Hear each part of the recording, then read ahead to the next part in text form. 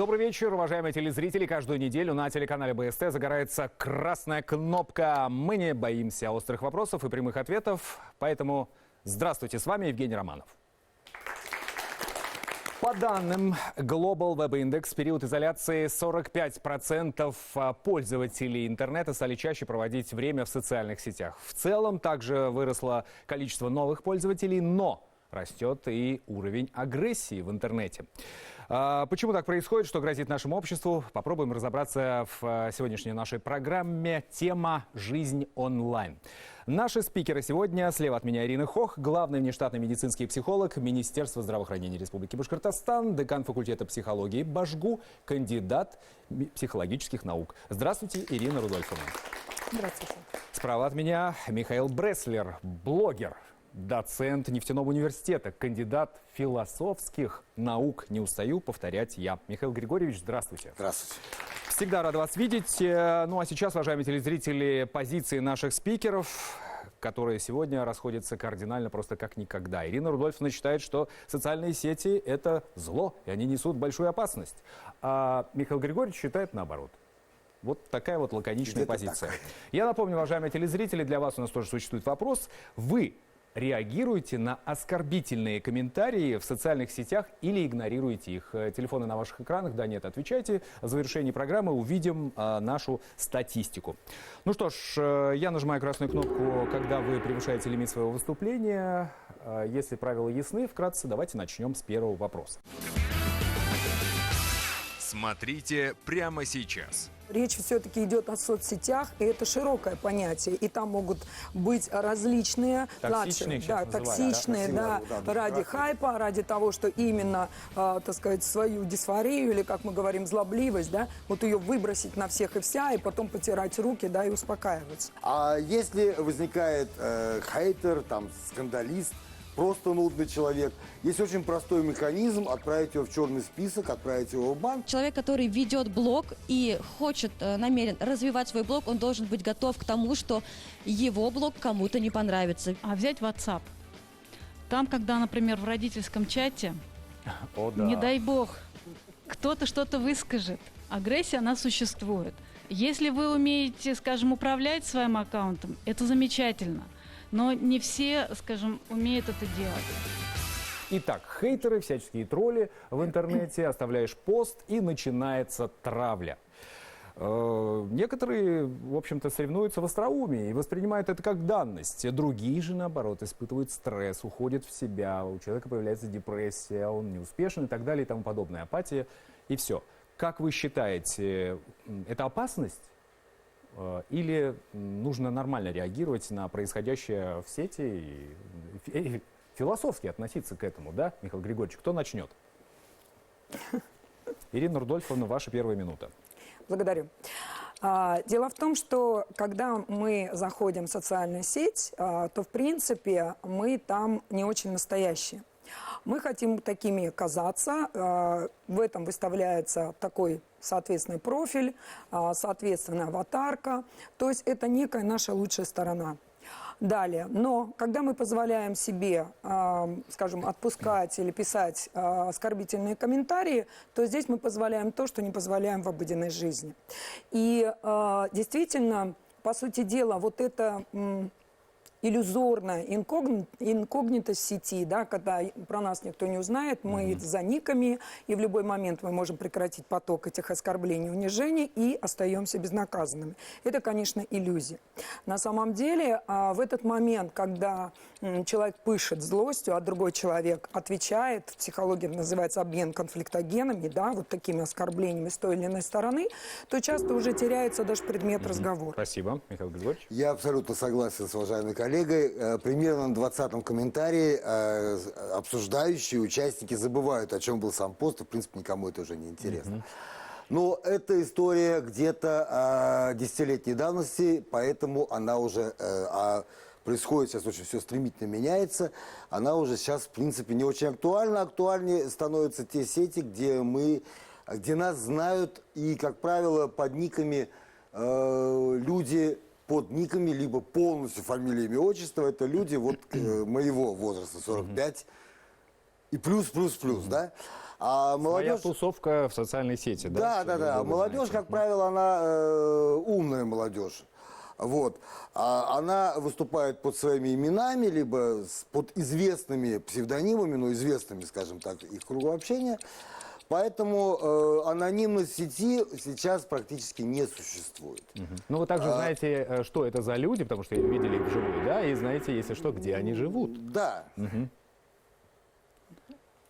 Ну, вот я думаю, что здесь как бы такой комментарий 10 лет назад и так далее. Ну, вы знаете, я не проводила анализ 10 лет назад. Дело в том, что вы говорите про отдельные группы, где уже они могут быть закрыты, они могут конкретно, действительно, люди уже встречаться и не только онлайн, но и офлайн. Но речь все-таки идет о соцсетях, и это широкое понятие. И там могут быть различные представители, так называемые раковые, да, представители, когда заходят Токсичные младшие, сейчас да, называют, токсичные, да, да, ради хайпа, ради того, что именно, так сказать, свою дисфорию или, как мы говорим, злобливость, да, вот ее выбросить на всех и вся, и потом потирать руки, да, и успокаиваться. Вот. Здесь еще другой момент, да, что это все начинает быть концентрировано в эпоху, да, вот тех патологической ситуации, в которой мы с вами находимся, да. Про нее вот можно даже Ну, а поговорить. что, не высказывать мнения негативные, только позитивно надо в комментариях писать? Вот что? Нет, я не про это. В зависимости, наверное, от... Ну, в третьей минуте продолжите. Да. Я продолжу свою, скажем так, свою аргументацию. Дело в том, что такой холической социальной сети не существует. Вот, чтобы было понятно, да? Есть площадка, называется ВКонтакте, Фейсбук, Инстаграм. Люди там, когда мы пишем пост, теоретически, да, его видит миллиард пользователей. Практически его видит десятки и сотни людей, которые у нас подписчики, друзья и так далее, да? Поэтому не надо делать закрытое сообщество. И так вокруг нас значит, группируются те, кто близок к нам по ценностям, хотя имеет противоположную точку зрения. А если возникает хейтер, там, скандалист, просто нудный человек, есть очень простой механизм: отправить его в черный список, отправить его в бан, заблокировать его тем или иным способом, вот, и избавиться просто от человека, который мешает беседе, мешает конструктивному обсуждению какого-то вопроса, если это для вас важно. И тут же он размещает у себя на странице пост, что Михаил Григорьевич свободу слова закрывает комментарии. В следующей минуте я и отвечу, завтра, да? и да. Михаил Григорьевич говорит о какой-то такой причесанной действительности. Якобы что, вот все такие соблюдают правила этики у нас в интернете. Да? Мы сейчас говорим как раз об обратном. Когда правила этики не реализуются в интернет-пространстве, да? И действительно вы забываете о том, что человек любит наблюдать. И наблюдать в том числе ссору между другими, да, и вот это вот потирание, так сказать, рук, о, классно, они сцепились, а вот теперь я посмотрю, что и как, да, вот этот момент тоже нельзя сбрасывать со счетов психологически, потому что называется он простым словом любопытство, да, а что дальше? А мог ли я дальше так же поступать? А вот мог ли я быть таким, ну, скажем, умным, смелым, и мог бы я там позволять себе какое-то там скабрезное слово выкинуть там в интернете и так далее, где мои границы. Поэтому немножко так, как специалисты разных областей научных, да, мы как бы спорим об одном и том же, но с разных позиций, да, это абсолютно нормально в этой ситуации. И последний. Ну, я последнюю минуту, Ирина Дудовцева, посвящаю вам. Дело в том, что я не буду говорить о исследовании, которое я веду уже 2012 года, с 11 где-то так. Вот, я говорю о реальных сетях, я говорю о людях 18+, то есть от примерно 17-18 и старше.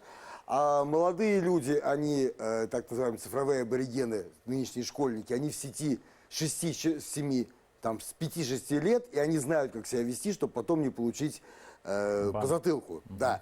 А что касательно сетей таких для взрослых, как Facebook, как ВКонтакте, там очень жесткие администраторы. Если некто употребляет дурные выражения, очень быстро его блокируют. По поводу, вы абсолютно правы, по поводу наблюдателей. На самом деле их большинство Паретто, это я вам говорю на протяжении своего опыта. То есть наблюдатели или читатели у нас при любом раскладе 80 и более процентов. У меня 73 тысяч подписчиков. И я сталкивалась, конечно же, с хейтерами, сталкивалась и с подписчиками, которые на меня не подписаны, они наблюдатели, они сидят инкогнито и просто пишут плохие комментарии в мой адрес, либо в адрес моих подписчиков, которые оставляют комментарии под моими постами.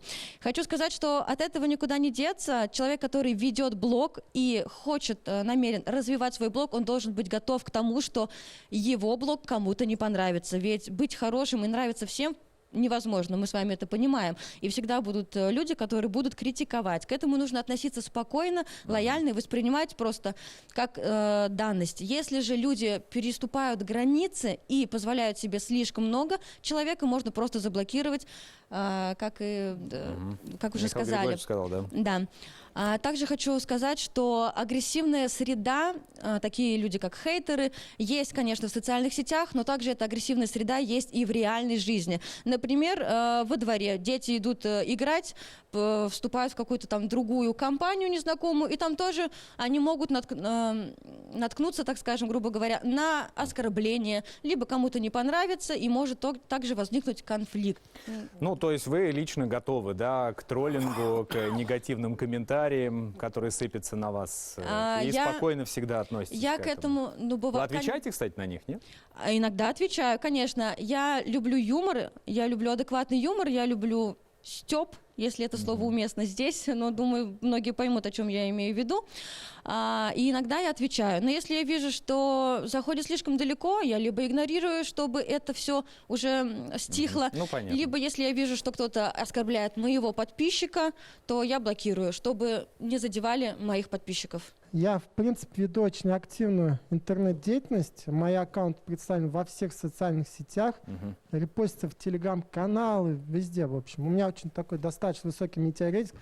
Но, к сожалению, вот алгоритмы социальных сетей, особенно Инстаграма, Фейсбука и прочее, они сейчас пессимизируют политиков. То есть, нам очень тяжело свои аккаунты раскрутить. Но есть такие у меня поклонники, в кавычках, и мне приходится отдуваться за всех депутатов. То есть, но что интересно, прямо грубых я комментариев в свой адрес не слышу. Единственное, конечно, говорят, что, что от депутатов никакого толка. Но когда я им привожу конкретные примеры, чем я полезен, чьи я жизни спас там, или какую-то помощь людям оказал, они уже начинают задуматься, что есть какой толк от депутатов, что мы все же реально представители народа. Но скажу так, чем больше комментариев, там, отрицательных, хороших, плохих, это, как ни странно, увеличит популярность аккаунта. И, в принципе, если научиться правильно отвечать на негативные комментарии, из врага может союзника даже сделать. Что я, в принципе, реализовал. То есть те люди, которые очень грубо относились в адрес депутатов, политиков, они сейчас чуть ли не мои сторонники.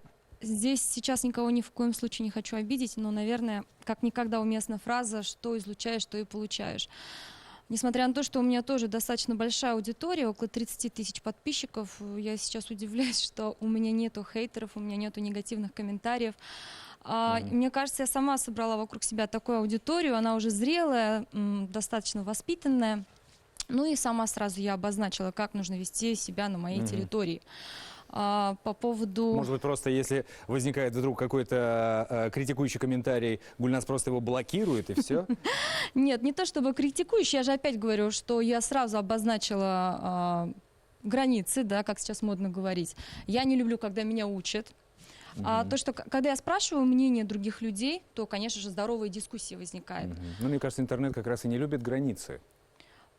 Вот удивительно, но мне такие же какие-то определенный агрессивные люди, это может быть раз в год, может быть, из какой-нибудь Сызрани сидит бездельник, да, который случайно какой-нибудь Сызрани. Вот сейчас Сызрань нас смотрит наткнулся на как мою раз. страницу случайно, да, и написал нелепую какую-то вещь, которую он вообще про меня ничего не знает, тупо для хайпа, так скажем. Вот. И тут, наверное, вопрос приоритетов, как мы на это реагируем, да, для меня... Я не позволяю... если подкидывать им дрова, то... Да, я не позволяю совершенно чужим людям управлять моими эмоциями, моим настроением, моей жизнью. У меня совершенно другие приоритеты, семья и так далее. А незнакомые люди, которые просто сидят и забавляются, как-то абсолютно меня никак не волнуют. А как ты сама вот к критике относишься?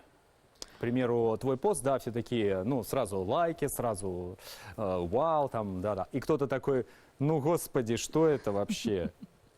То ли они меня боятся, но таких комментариев нет. Нету, да? Ну и признаюсь честно, я очень такая импульсивная, эмоциональная девушка. Я бы, конечно же, расстроилась бы, если бы вдруг такое. Но я не затрагиваю Надо какие-то... проверить твой аккаунт, может, там одни боты. Договоримся. Человек, которого ты забанил, сделает какой-нибудь обличающий пост на своей Да, странице, да, да. и это к тебе привлечет И еще полетело больше на вентилятор. хейтеров. Ага. Но дело в том, что если, правда все равно будет на твоей стороне. То есть достаточно будет показать те комментарии, которые оставлял хейтер, из-за которых ты его заблокировал. И таким образом, если этот пост хейтер будет популярен, то многие, увидев со стороны, наоборот, примут твою сторону. То есть ты получишь профит, так сказать. То есть новых подписчиков, может быть. То есть в любом случае... Ну, слушайте, у нас все такие уравновешенные, все такие сознательные, и никого не троллили, не хейтерили. Вообще вот про травлю никто не слышал в сети, да? Интернет-пространство, оно, как и офлайн пространство, содержит в себе позитивных людей и людей, которые настроены негативно. Но вот относительно травли, все знают, что врачебное сообщество сейчас на таком пике информационном, ну, безусловно, рабочем. Ну и, конечно же, находятся люди... Есть к чему придраться. Безусловно, у тех людей, которые работают, будут обязательно и те моменты, на которые можно обратить внимание. Вместе с тем, зачастую я, разбирая обращения граждан, наталкивался на то, что какие-то комментарии пишутся необоснованно, и человек даже не знает сути вопроса, содержания, не знаком с врачом, он живет в другом городе. И такие... Просто врачи виноваты. Просто вот такая его личная позиция. И таких людей в сети, к сожалению, много.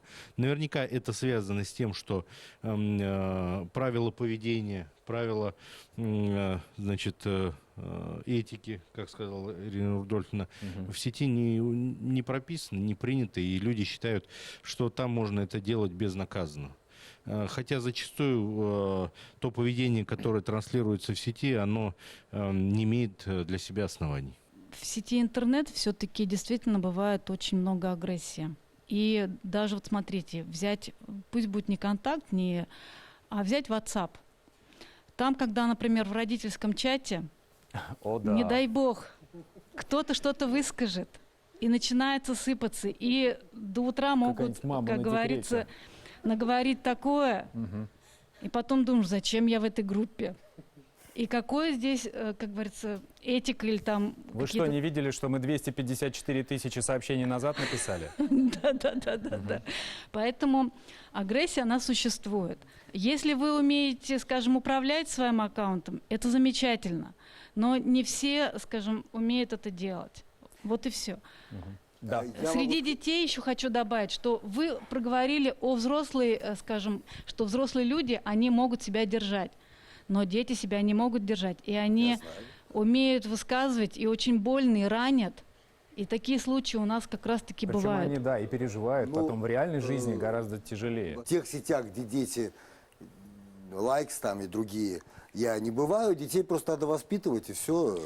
Нас воспитала улица. Вы правильно говорите, что дети, которые обижены, обращаются к своим родителям. И родители, знаете, потом наносят такой ущерб другим детям. Вы просто... ну, может быть, не знаете таких случаев. Там начинается агрессия среди родителей. Далее в программе. Общение в сети – это, конечно, суррогат общения. Не нужно забывать, что когда мы общаемся в тех же мессенджерах, мы не видим, мы не слышим интонацию, которая огромное значение имеет, да, в нашей эмоции, речи. которые И мы вкладываем получаем в эту только фразу. информационный поток. А у нас эмоции, для выражения эмоций с массы смайликов. Их сотни. И можно выразить ту эмоцию, которую вы никогда не выразите в обычной межличностной коммуникации. Представьте себе сейчас жизнь без интернета, жизнь без социальных сетей, без мессенджеров. Я вот себе представить не могу. Звезды сами создают себе скандалы, чтобы у них были Это хейтеры. своеобразный индикатор. Да, потому что хейтеры — это двигатели процесса, грубо говоря. Давайте обсудим вообще вопрос, переход в такую онлайн-интерактивность в нашей жизни. Да? Сейчас реальное общение нам не только социальные сети замещает, но и вот этот вот WhatsApp, да, мессенджеры так называемые. Как вы к этому относитесь? Дети растут в мире онлайн, гаджеты и прочее. Первая минута. Ну, что могу сказать? DNC, это Digital Net Communication School, это вот как раз студенты, такая студенческая академия, кафедра международных отношений, истории востоковедения, Институт экономики и сервиса ГУНТУ. Вот, гимна. А мы проводили исследования среди поколения Z, как раз среди молодежи 18-24. Они не различают общение при помощи инструментов и общение, коммуникацию, скажем так, вот, межличностную. Да? То есть, поэтому для них это естественная среда, никаких проблем она не возникает. Более того, даже у меня старого начинается какая-то уже определенная для каждого, какой-то, ну, как бы, для каждый инструмент у меня для каких-то целей. То есть WhatsApp это одно сообщение, ну, да, соответственно, мессенджер, Facebook другого Своя типа. тема там. То есть какая-то уже специализация появляется. Вот, честно говоря, вот последние полгода... Продолжите.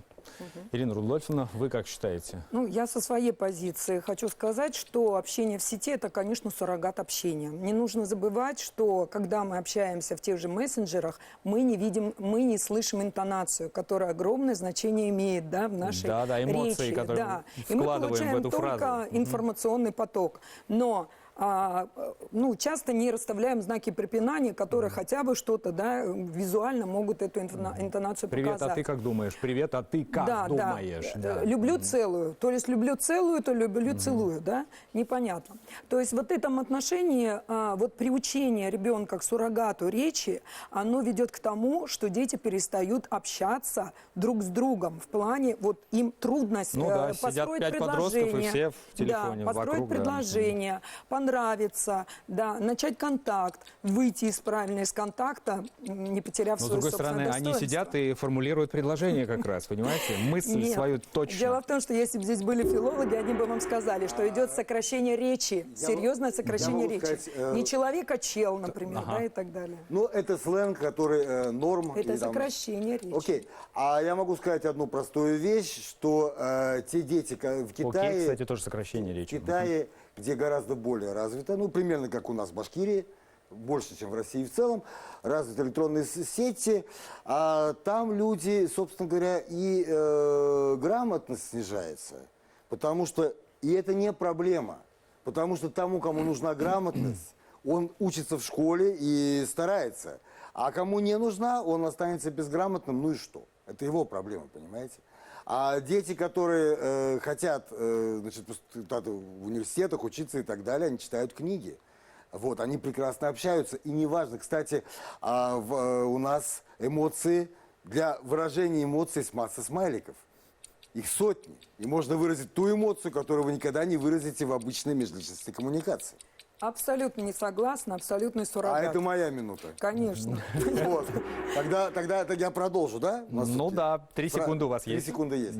Все, У нас- спасибо. Да. Вы знаете, мне попалась в великом интернете замечательная фраза. Из всех предметов, которые ты изучаешь в своей школе, 90% тебе не понадобится в жизни, но тебе понадобятся те нейронные связи в результате изучения этих предметов, которые ты сформировал. Которые возникают, Ну, да. абсолютно. Зачем мы воплощаем эмоции? Зачем? Мы, чувствующие люди, мы этим отличаемся. Да? То есть информация, наверное, можно передавать каким-то и другим способом. Но любить, чувствовать, нежность, радость, какие могут передать вот эту всю палитру эмоций, какие-то смайлики. Вы о чем говорите? А сначала... Это моя минута. Хорошо. Вы понимаете? Поэтому здесь это мы, взрослые, можем резвиться на этих просторах интернета и позволять себе, да, и смайлик, и что-то другое. Дети, они отрабатывают свой эмоциональный интеллект, который сейчас настолько снижен, что дальше уже некуда. Эмоциональный Сниженный интеллект. Да, эмоциональный интеллект. Это, конечно, очень хорошая штука, я понимаю. А сниженный эмоциональный интеллект, он был, когда я еще учился, у моих одноклассников, у некоторых моих одноклассников были более эмоциональные, менее эмоциональные, более общительные, менее общительные. А нежность и любовь в межличностном контакте у детей и подростков есть. Они просто по WhatsApp договариваются о встрече для межличностного контакта вживую. А что касательно, если мы говорим о людях примерно где-то 16-17 лет, а тем более о нас, о взрослых, времени для общения, для телефонных звонков у нас нет. Телефонные звонки, речь только с очень близкими людьми. Почему? Потому что, а зачем? Очень близкий человек, если вам, я обязательно позвоню и отправлю звуковое сообщение, потому что в знак глубокого уважения и признательности за то, что обратили на меня внимание. Но на один звонок у меня примерно 100 WhatsApp. Последние минуты, Ирина Рудольфовна. Хорошо, смотрите, конечно, мы будем постоянно спорить с Михаилом Григорьевичем, потому что мы исходим из разных позиций. Потому что я практикующий психолог, и я каждую неделю принимаю тех, которые испытывают глубокие блоки при вступлении в контакт. Очень много сейчас социофобии, высочайший уровень тревожности, панических атак, которые тоже связаны с тем, как меня оценят, достаточно ли мне вот тот круг общения, в который я вступаю или хочу вступить, понимаете? Страхов, кроме, вот еще раз говорю, той ситуации, в которой мы находимся. И это все связано с онлайн? Очень много. Нет, это связано с офлайном, то есть потому что я, скажем, отрепетировал вступление вот в электронном варианте, да, но это непереносимо на реальное общение. Ну, понятно. Но, с другой стороны, может быть, формируется вот эта как раз новая генерация. Мы же тоже когда-то боялись железной дороги, говорили, что коровы начнут дохнуть просто от вида поезда. Но она появилась, и мы как-то живем дальше. Может быть, и с сетью то же самое. Я тоже кину реплику. Было бы странно, если бы сейчас в период самоизоляции, как только что прошел, у нас снизилось количество социопатов, людей в депрессии и так далее. Жизнь невеселая. Да, давайте послушаем мнение зала. Я, с одной стороны, в одном котле варюсь с Михаилом, потому что уфимский Facebook — это такое уникальное явление у нас есть. С другой стороны, я сейчас хочу немножечко поддержать Ирину Рудольфовну в том смысле, что, конечно же, я, будучи человеком абсолютно социальным, в смысле живущим в социальных сетях, вижу проблемы, которые есть. Это проблемы, связанные в том числе коммуникацией детей друг с другом, и взрослые тоже. Все есть. Михаил немножечко примешает ситуацию, что сейчас, 10 лет назад было так, а сейчас вообще никто не спорит и друг друга не доводит. Все это, конечно, присутствует. Но интернет — это всего лишь средство. Как его использовать? Ну, представьте себе сейчас жизнь без интернета, жизнь без социальных сетей, без мессенджеров. Я вот себе представить не могу. Дочь у меня живет в Санкт-Петербурге, я с ней постоянно на связи. Мы фактически как будто бы живем в соседних комнатах. Если нам отрубят, это что? Может быть, мы еще на Межгородку будем ходить? Помните, как раньше было, да, друг друга набирать? То есть интернет и средства связи, мессенджеры, социальные сети — это всего лишь средства. Каким образом использовать? Второй вопрос. То, что нужно учить, и даже не столько детей, сколько взрослых, потому что дети, согласно с Михаилом, уже вот от 5-6 лет начинают учиться. Это однозначно, потому что зачастую сами взрослые и родители не знают, как с этим быть. И они, соответственно, не могут передать поколению будущему.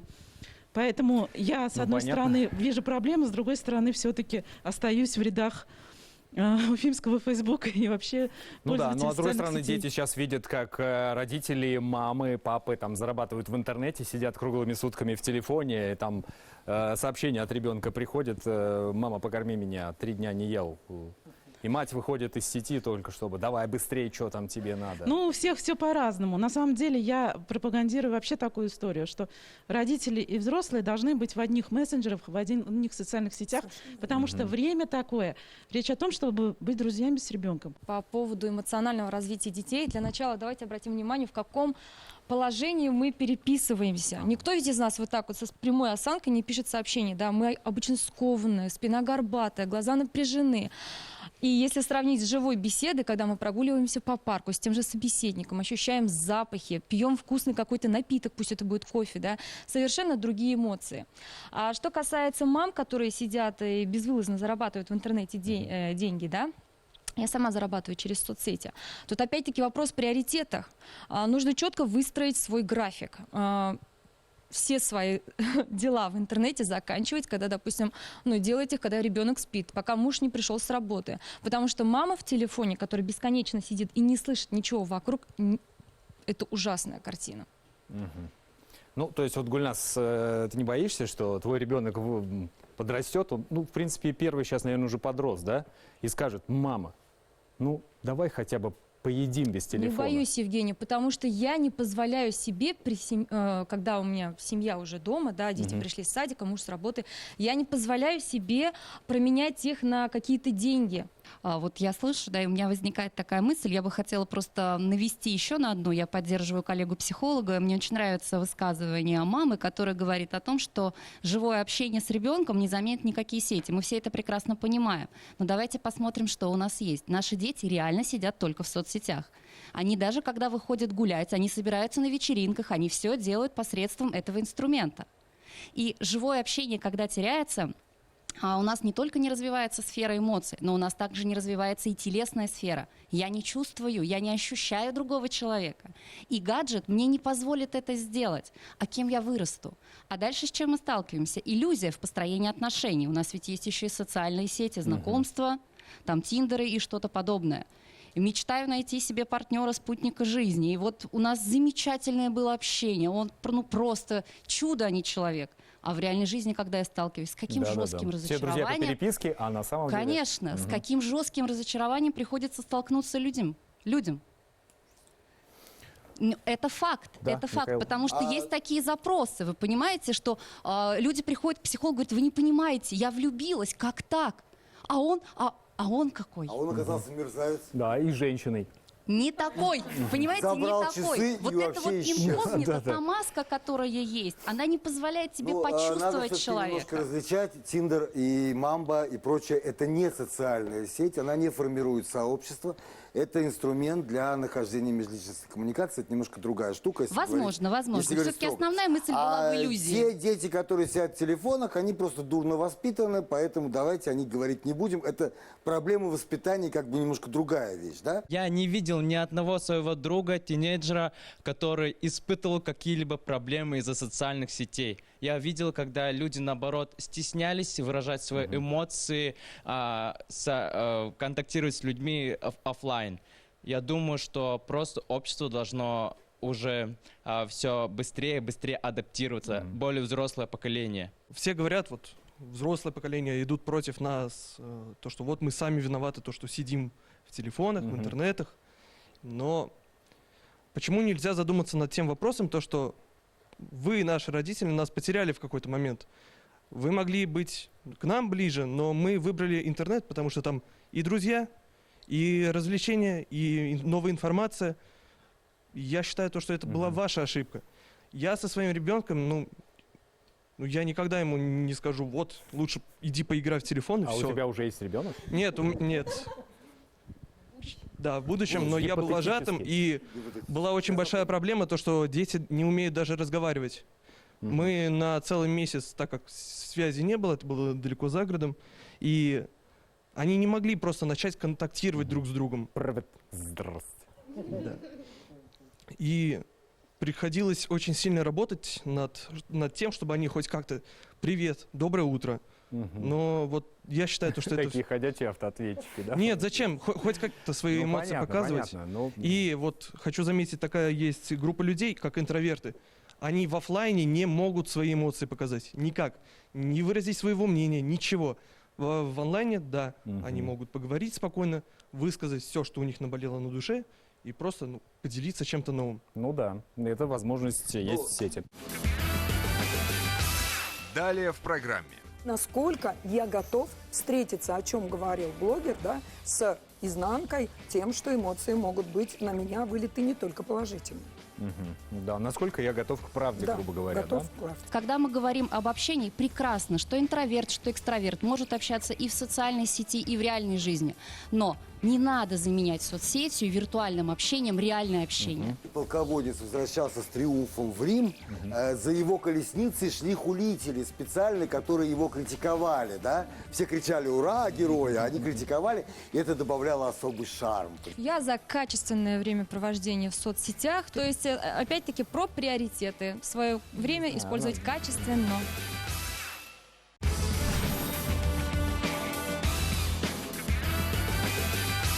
Итоги жизни онлайн. Добро или зло? Коротко резюмируем.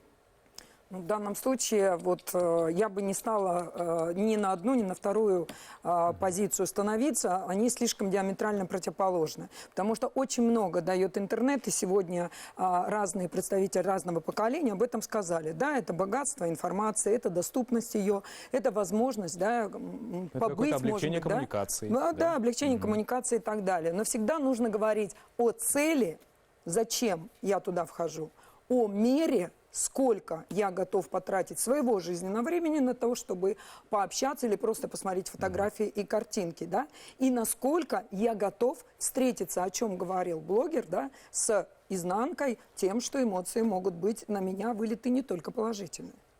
Да, насколько я готов к правде, Да, грубо говоря, готов да? к правде. Иногда. А социальная сеть существовала задолго до интернета. Она, собственно говоря, возникает, когда появляется третий человек.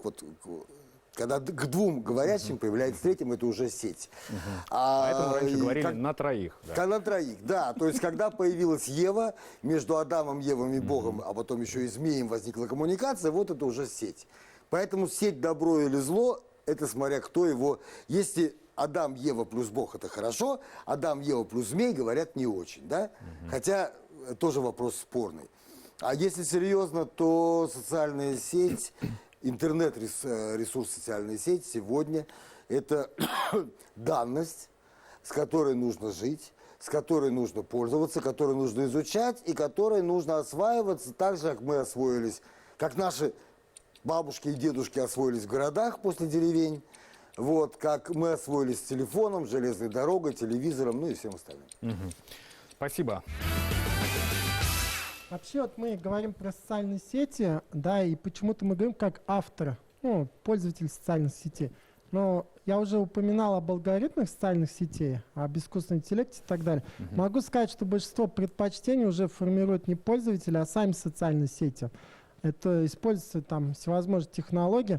Например, достаточно в телефоне проговорить, я хочу, не знаю, раздвижные ворота, да, и через минуту появится реклама раздвижных ворот. Но если то же самое сказать, мне грустно, мне плохо, или я что-то хочу сделать, хорошее или плохое, вы заметите, что буквально через несколько минут вам уже контент даже от ваших друзей, ваших пост будет идти.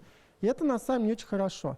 То есть уже мы сами не определяем содержание того контента, который мы получаем. Все эти настройки, как есть, это ерунда полная на самом деле. Уже немножко обидно то, что мы условно говоря, авторы в социальной сети превратились, я даже не знаю в кого, то есть, иногда даже страшно становится. Михаил, что-то добавить? Система, она настроена только под вас, и она старается, она пока немножко глуповата, учится, она старается дать вам тот материал, который для вас более лучший. Но это она просто система несовершенна, и поэтому пока еще дает довольно угловато. А с другой стороны, вас никто не заставляет читать материалы в ленте. И если вам, например, раздвижные ворота вам не нужны, а просто вы их употребили в разговоре, не смотрите вы рекламу раздвижных ворот, сделайте вот так пальчиком. Но я хочу Управляете сказать, вы. Система не понимает, что это оборот речи. Но я хочу сказать, что из-за того, что работают вот эти алгоритмы, которые пытаются подстроиться под предпочтение одного пользователя, сужается поток информации, которую я хочу получить. Может, мне интересны и автомобили, и музыка, и природа. Соцсети не управляют людьми. Достаточно вспомнить, сколько обвинений поступило в адрес Трампа, то, что социальные технологии используют для того, чтобы на выборах победил. Вы знаете, я вам скажу простую вещь. Большая политика – это такая штука. Там не как в социальных сетях у финского Фейсбука, там врут. Я предлагаю все-таки не говорить, что соцсети — это абсолютно зло или это абсолютно хорошо. Всегда есть плюсы, всегда есть минусы. Это неизбежная реальность нашей жизни сейчас. Поэтому мы никуда от этого не уйдем, не денемся. И обязательно нужно разделять. Все-таки взрослый человек, пользователь соцсети, или это несовершеннолетний, если это ребенок. И когда мы говорим об общении, прекрасно, что интроверт, что экстраверт может общаться и в социальной сети, и в реальной жизни. Но не надо заменять соцсетью, виртуальным общением реальное общение. То есть чтобы это не было в большем процентном соотношении. Я за качественное времяпровождение в соцсетях, то есть я там смотрю, допустим, доктора Комаровского или детского психолога Валентину Паевскую, да, то есть Не я навязывайте с нам своё пользой, мнение. да, я не слежу за чьей-то жизнью, звезд, за скандалами, то есть опять-таки про приоритеты, свое время использовать качественно. Я хочу добавить насчет социальных сетей, Инстаграма. Представители блогерства тут сказали то, что у них страницы нет злобы, нет хейтера. Давайте разберем, почему же. Потому что они продают какой-либо продукт, к ним идут рекламодатели, а им выгодно видеть хорошие страницы.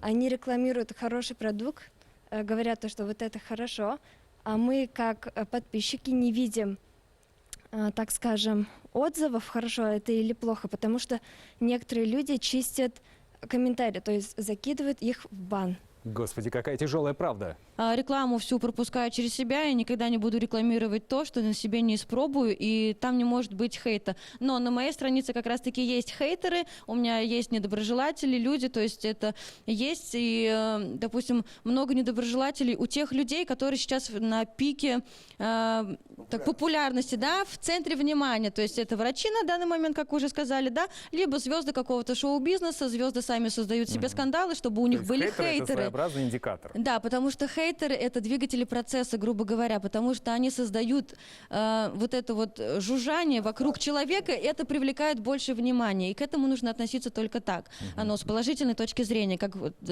точка продвижения, так скажем.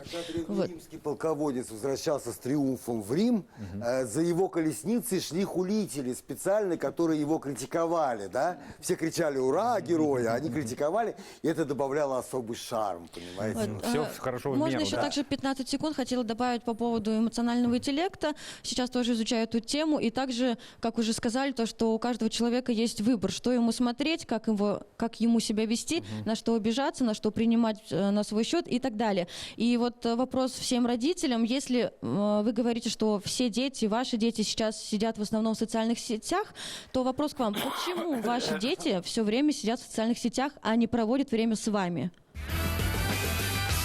Большое спасибо вам, уважаемые спикеры. Я напомню, уважаемые телезрители, мы также сегодня с вами обсуждали в программе «Красная кнопка» «Жизнь онлайн», хорошо или плохо. Результаты голосования, которые мы объявляли в начале программы, вы видите на своих экранах. Ну и, в общем-то, соответственно, наверняка делаете выводы. Ну что ж, с вами был Евгений Романов. Кстати, я есть в социальных сетях. До следующей недели.